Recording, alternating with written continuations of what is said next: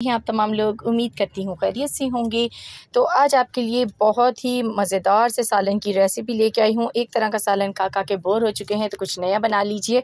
तो आज हम बनाने वाले हैं हड्डी और गोश्त का सालन। तो आपको मेरे पास नज़र आ रहा है इसमें एक बहुत बड़ी हड्डी है और छोटी हड्डियाँ भी और साथ में गोश्त भी है। तो इसको किस तरह से बनाया जाएगा, चलिए रेसिपी को स्टार्ट करते हैं। बिस्मिल्लाहिर्रहमानिर्रहीम। यहाँ पे कुकर में मैंने ऑयल ले लिया है, उसको गर्म कर दिया और उसके बाद उसमें मैंने 2 अदद प्याज डाल दी हैं। और ऑयल थोड़ा सा कम मिकदार में यूज़ करेंगे क्योंकि बीफ जो है उसमें ख़ुद ही चिकनाई मौजूद होती है। तो इसको डाल के आपने चम्मच से हिलाना है और इसको हम फ्राई करेंगे। बहुत ज़्यादा डार्क कलर नहीं देना, तो बस ऐसा ही कलर देना है जैसा कि आपको नज़र आ रहा है। तो अब इसके अंदर हम अपना हड्डी और गोश्त को डाल देंगे। तो हड्डी और गोश्त ये मिला के तकरीबन यहाँ पर 1 kg से थोड़ा सा ज़्यादा है। तो ये मैंने अच्छी तरह से वॉश कर लिया था और उसके बाद हम इसमें डाल देते हैं। तो जब आप हड्डी शामिल करते हैं गोश्त में तो उसका टेस्ट बहुत ज़्यादा बढ़ जाता है, बहुत ही मज़ेदार सा सालन रेडी होता है।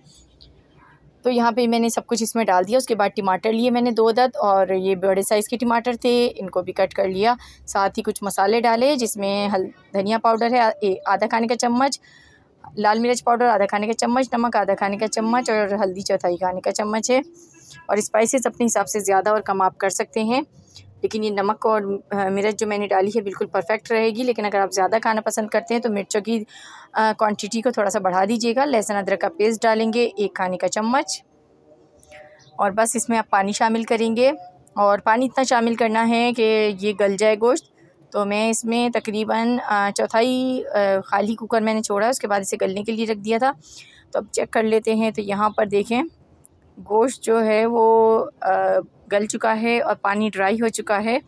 तो इसमें तकरीबन 40 मिनट्स लगे हैं इसको गलाने में। तो ये बिल्कुल बहुत अच्छा सा गोश्त हमारा टेंडर हो गया। इसको अच्छी तरीके से भून लीजिए, इसमें पानी बिल्कुल भी बाकी नहीं रहना चाहिए। तो यहाँ पर हमने गोश्त को अच्छी तरीके से भून लिया है और इसके बाद हम इसमें अब ग्रेवी के लिए पानी शामिल करेंगे। तो मैं 2 गिलास पानी डालूँगी, आप अपने हिसाब से ग्रेवी देख लीजिएगा, लेकिन बिल्कुल पतली ग्रेवी इसकी नहीं बनेगी और ना ही बहुत थिक होगी। तो बस इसको मिक्स कर लेते हैं और मिक्स करने के बाद इसको 10 मिनट तक मैं पकाऊंगी लो फ्लेम पर। तो इसको कवर कर दूंगी।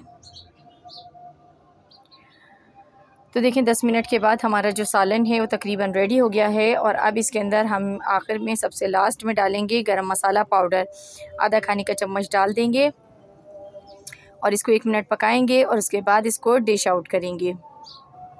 तो यहाँ आप लोगों से मेरी छोटी सी रिक्वेस्ट है, वीडियो अगर पसंद आई है आज की रेसिपी आपको, तो जल्दी से रेसिपी को लाइक और चैनल को सब्सक्राइब कर दीजिए मज़ीद अच्छी वीडियोस देखने के लिए। तो बहुत ही लजीज सालन बना था, घर में आपने ट्राई करना है, मुझे फ़ीडबैक देना है कैसी लगी आज की रेसिपी। मिलूँगी नेक्स्ट वीडियो में। अल्लाह हाफ़िज़।